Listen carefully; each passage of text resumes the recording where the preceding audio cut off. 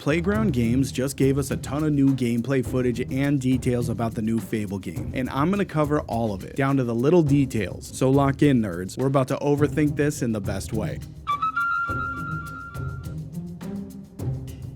Now, to be clear and upfront, I'm a longtime Fable fan. I'm extremely optimistic, maybe to a fault, so my thoughts on the new info is overwhelmingly positive. But I will be calling out things I don't like, as well as some things the showcase missed or failed to show us. So hear me out, I promise I'm not hyping things up for no reason. If you saw my previous video, I did a deep dive on what needs to be included in the Fable reboot. And not to brag, but I was pretty damn accurate with my predictions. Make sure to subscribe and leave a comment letting me know your thoughts on the new Fable game so far. I'm very active in my comment section, maybe too active, but I ain't changing now. Alright, let's get into it. The game's director stated they're pulling heavily from Lionhead Studios. When Playground started development, they were handed a treasure trove of Lionhead documents that had been sitting in storage for years, one of which stated, Fable is a fairy tale, not fantasy. And that's the guiding philosophy behind the game. Just like Fable 1 and 2, you start as a child in your home village, you discover your powers and become the first hero in a generation. Then tragedy strikes. Your village is attacked and the people, including your grandmother, are turned to stone. And that's what sends you out into Albion on your adventurous journey. There's no real detail in the story beyond that, but the director stated that they will be touching more on the story later in the year. My thoughts on it so far? I love it. Out of the 3 original Fables, I think it's pretty well agreed that Fable 1 and 2 had the best opening to start the game, so going back to that successful formula shows me they're trying to treat this game right. Albion in the open world. Albion in the open world looks incredible, and more importantly, it feels like Fable. It seems like they captured the vibe of Fable just like I hoped they would. They're calling it a truly open world, but the director stresses there's no ticking clock, no pressure forcing you down the main quest. The game has stakes, but nothing is pushing you forward unless you want it to. Bowerstone is back with Fairfax Castle, the Bowerstone Clock Tower, and the Heroes Guild with Humphrey as the guild master. This is all great. I want to explore the world. I want to walk through familiar places that are classic to the Fable franchise. I'm especially excited to see the Heroes Guild again since we haven't seen it functional since Fable 1. My personal hope for the story is that we get to choose to return the Heroes Guild to its former glory or choose to destroy it. And at some point, we should be the guild master ourselves. But maybe that's another video. Choices, morality, and consequences. Your choices change the world around you. Some choices you make will literally change the entire landscape for the rest of the game, as well as how people treat you and how they shape your reputation. Speaking of choices, we finally got confirmation on character customization, and apparently it will be detailed. They specifically mentioned hair, skin tone, scars, tattoos, and clothing right off the bat. I know this was a major worry for a lot of people, and I'll be honest, I was getting pretty worried myself. For a long time, I thought there's no way we won't be able to customize our character. It's a huge part of what Fable is. The people that are worried about it are just crazy or looking to complain. But after multiple trailers with the same character shown and no confirmation for literal years, I was like, are we gonna be able to customize or what? But now that it's confirmed, we can all relax. And now that we know we could shape how our hero looks, the next question is how the world reacts to who that hero actually is. They do focus heavily on morality, but it's subjective. Not every NPC will judge your behavior the same way. Similar to the Fallout games, each NPC will react differently to your behavior. Some people may like that you're rich and raise the prices on citizens, and some people will hate you for it. That kind of sounds like my comment section. It's not a blanket way of thinking across the entire population. This seems to be the biggest form of contention across the community, because it may take away from being truly good or evil, as your reputation with villagers in one location may not be the same as with the villagers in another location. But personally, I think it may be the right way to go. They specify that every NPC is an individual, so why would every NPC in the game react to your behavior in the same exact way? Only time will tell, so we'll see how we feel about it once we get more information. This leads us to something that was definitely expected to be in the game, but has been confirmed to be completely cut: body morphing. This is no longer a feature in the new version of Fable. In Fable 1 and 2, your good or evil decisions would morph your character's features to show your morality. If you were good and pure, you would literally don a halo. If you were evil, you rocked some nasty horns that grew and grew the more evil you got. There was no mention of body morphing in the showcase, and the director confirmed in an interview that there will be none in the game. This is the first negative hit for me, but it's not a deal breaker. I definitely wish the feature was still prevalent, but it seems like your morality will be reflected at you in many other ways, from how the NPCs treat and react to you, to home prices and overall landscape changes. So again, a change I'm so far okay with. Let's talk about the combat. Finishers have been confirmed just like I was hoping for, and I mentioned in my previous videos. We saw some of them in the older trailers, but the new footage showed a few more, and I love it. The magic looks great, they showed some familiar spells that we were all expecting to see, and I definitely appreciate that. But they also showed some new ones. It looks like we could turn enemies into a chicken, give them a kick, and then turn them back. This is exactly what I was talking about in my previous videos when I mentioned that I wanted new and additional spell options in the game. There seems to be some different weapon types. I saw our typical broadsword we knew was in the game, but there was a short sword as well, with the main character dual wielding it with a dagger. This also showed us a different fight style. Not all enemies are equal. They all have different weaknesses and defenses to get past, using a combination of our classic strength, skill, and will. We've got parries and dodges, which I definitely appreciate, because the old Fables did not have much in the way of defense when you were in combat. That's generally why I use the Assassin Rush spell. I could pretty much teleport behind the enemy, leaving them completely vulnerable. It was kind of overpowered, so if that's not included in the game, I won't be too upset about it. The enemies have friendly fire, which I thought was really interesting, so they're able to damage and even kill each other. I love this addition because those damn hobs are always swinging wildly, so it's nice to see that they're able to damage each other. Some enemies have armor as well, which means they are not making this a hack and slash special that some of the previous Fables were at times. You actually have to have some strategy, even if it's minimal, to defeat your enemies. In previous Fables, you could just spam magic until all the enemies were gone, not needing to switch to melee unless you just felt like mixing things up, so this is a pretty welcome addition. Final thoughts on the combat we've seen so far? It looks great. It's deeper, more intentional, and a little less spammy. Now let's get to the open world. This seems to be where the developers are putting most of their attention, and I'm not complaining. They mentioned focusing on the game within the game, which means relationships, romance, real estate, jobs, and your reputation surrounding all of it. The people of Albion are what the devs call a living population and are intricate characters in the world. Not just random or basic NPCs, they have a routine and a way of life. You can talk and interact with every single NPC, watch them go to work, or partake in a hobby. Each NPC is unique, handmade, and a fully voiced character. There are 1,000 of them, and apparently you can marry and divorce every single one. You can hire workers, evict tenants, all the decisions have consequences, and the townfolk will react and treat you differently based on how you play. The towns seem way more intricate as well. I honestly can't wait to explore every corner of the map and find hidden treasure and secrets. Alright, now time for some features that are either left out or straight up confirmed to be excluded. The dog is gone. This was confirmed to be cut by the director. I loved the dog in Fable 2 and 3, but it was not really a necessity for me to have it back. From the comments in my community, it seemed to be pretty split. Some people want the dog and others are fine with not having it. The dog was cool, but honestly it got a bit annoying to have to pull myself away from my journey just because the dog found a Java potion for me to dig up. No firearms were shown or mentioned in the showcase. While they have not been confirmed to be in or out of the game, it's safe to say we won't be seeing them. These were introduced in Fable 2, and I think most people were not into it. I didn't mind the guns, but I prefer the fantasy style archery for long distance combat. Multiple variations of bows and crossbows were shown, so that's another positive in my eyes. The last bit of news we got was the release date for autumn of this year, which I'm assuming is before November because GTA 6 is not the game we want to compete with. That being said, it wouldn't surprise me if GTA 6 got another delay to 2027. At this point, my hype for that game is gone. I don't want to hear about it until it's about to launch. All my attention is on Fable, and I can't be more thrilled that we're getting closer to the release. Finally, Fable is no longer an Xbox exclusive. It will be released on PS5 on day one, along with the Xbox and PC launch. This is great news in my opinion. Console wars need to end. I want all my fellow gamers to be able to play Fable. And as I mentioned in my other video, I think Xbox should re-release the original Fables on PlayStation and PC. That way everyone gets hyped up for the new Fable release. Alright, that's all the info we have on the new Fable right now. Thank you for sticking around and hearing me out. I appreciate anyone and everyone who made it this far into the video. Leave me a comment and let me know how you're feeling about the Fable reboot. Are you as excited as me, or are you not into it? Don't forget to like, follow, and subscribe, as I'll be covering all the new info on Fable and breaking it down with exhausting detail. Thanks again for watching, and I'll catch you in the next adventure.